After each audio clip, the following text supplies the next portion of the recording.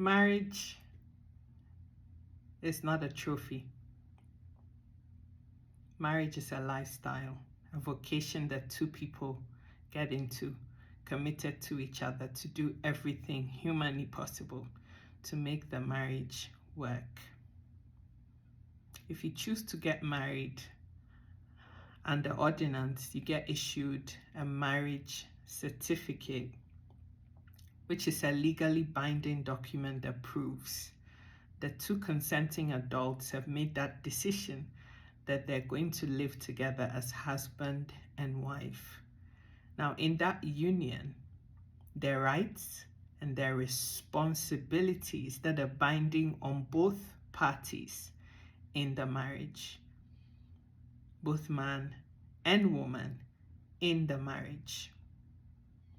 And so the onus is not on one person or one party in that union to ensure the success of that marriage, but it falls to both man and woman, rights and responsibilities on both sides in order for the marriage to succeed. The marriage then becomes a daily commitment, ongoing to each other. However, separation, whether by distance or whatever else, isn't what ends ordinance marriage. If you're in that kind of a marriage that you have chosen, being the ordinance marriage, and you decide that you don't want to be married to whoever you're with in that committed relationship anymore, the only way to end things and have your peace is to go back to the same court of law which had a registrar witness you sign committing to each other. Go back there and say it's not working for you. End things, annul the marriage, and get issued with a divorce certificate which allows you to go your separate ways. If there are any issues, being children, there's an agreement between both parties as to how those issues will be taken care of. If there are any assets, those will be divvied up also, so that there is peace on divorce. Now, if there's a marriage whereby the marriage is established in a foreign country, Germany, between two German citizens, Germany is their matrimonial home. They have a bunch of kids. At some point, one party decides to leave the other party with the children, his family, and go to a foreign land and start a whole other family. One party at a point says, you know what, this arrangement just doesn't work for me anymore. I want out of it. But the other side doesn't want to lose that marriage. And way to the point of his passing, is still holding on to that marriage, and then becomes deceased as a result of that. How can anyone say that because the marriage was conducted through a long spell of separation, that means that the other party that is now widowed doesn't have the right to claim that they were still legally married to the deceased, and therefore have the rights to his estate, being the only surviving legal wife of this man. Ordinance marriage precludes or prevents you from engaging in any other kind of marriage once you make the choice to go into that kind of a marriage. And so if it doesn't work for you anymore, you've met somebody else, you want to move on with your life, you can go and end things and have it annulled so you can move on with your life. But if you make the choice not to, then it means that that marriage is still binding and you don't have no rights to have anybody else.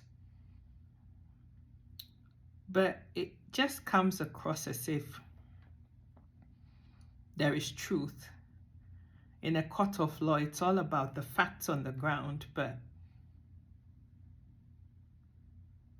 because there are sides to be taken, and everybody is entitled to choosing whatever side makes sense to them, but that doesn't stop what is factual and what is truthful from being just that. A person cannot sacrifice their whole life with a man, start from the bottom with nothing, meet a man who has a talent of being a musician. The woman invests her resources, produces his first few albums, and makes him a world icon. As his executive producer,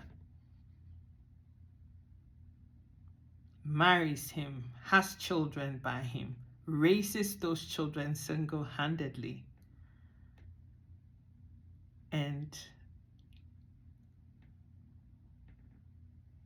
the social media in-laws say that that person should just be cast to one side because the man decided to complicate his own life by introducing another woman into his life that he was never married to.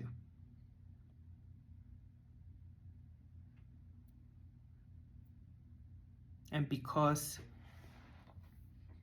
there was a skewed jury that made the decision not to admit anything that one party brought to court, but to go on evidence that couldn't even be proven by any live witnesses or anything.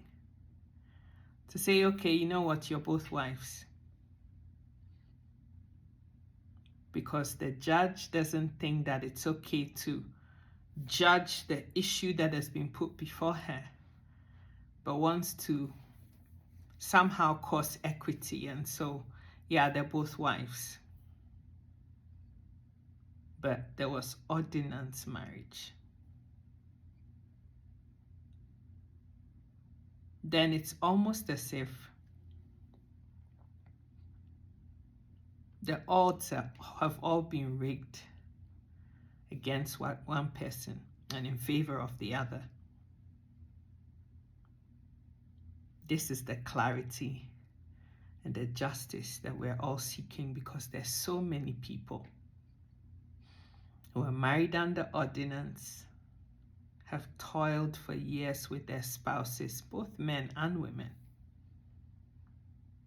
And all they're asking for is whether ordinance marriage even means anything anymore. Because you can't pick parts of a particular kind of marriage when it suits you and dump the responsibilities because, oh, it's too hard, or, you know, it's not something that I'm really interested in keeping. As with everything in this life, every other facet of this life, if you love the rights that, you know, a certain situation affords you, you also have to take the responsibilities that come with it. And if you're not prepared to do that, then you're deemed a misfit. You can't have one without the other. This is exactly what is happening. There's so many narrations out there. The court of public opinion is all there, and people have chosen their sides. And this is a very emotional and polarized case, but there are certain key truths and facts that can't be denied. When it comes to the estate, of course, every child that can be proven to be legitimately part of the deceased children will be duly looked after, will have a stake in the estate. But it cannot be the case that somebody sows and reaps absolutely nothing just because the law of public opinion says they were separated geographically. There's so many people that have wives or husbands that live in Ghana, Nigeria, any other part of Africa, and the other halves live abroad. Because they haven't been able to acquire spousal visas to bring their other halves with them, people have been estranged and separated for years. Do their marriages hold?